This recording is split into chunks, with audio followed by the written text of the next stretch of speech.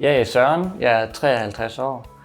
Jeg er uddannet som sygeplejerske, har i 11 år arbejdet som stomisygeplejerske, og i dag arbejder jeg som sårsygeplejerske. Jeg har haft min stomi siden 83. Jeg har haft min stomi og fik den på grund af familiær polypose, som er polypper i tyktarmen. Min sport det tager rigtig meget af min tid. Jeg dyrker triathlon, hvilket sige som er svømning, cykling og løb. Hvor at den længste, den her Ironman, det er 3,8 km svømning, det er 180 km cykling, og så slutter vi af med en maraton.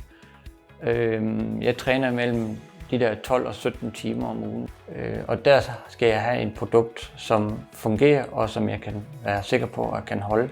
Og også det der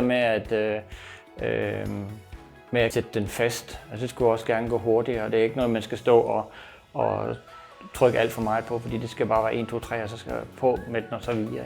Jeg har haft nogle oplevelser, hvor jeg har været i gang med nogle stævner, hvor det er gået fra, og det er meget ubehageligt. Efter jeg starter med at benytte eller bruge Viking-produkt, der skal jeg ikke skifte stomipose og plage så tit. Og det giver også både en tryghed, men også en sikkerhed. Og igen, der påvirker det også en selvtillid med, at så føler man sig mere sikker på det, og så behøver man ikke at tænke på det. Jeg har den bekymring for, at det skal gå løs under selve træningen eller under konkurrencen.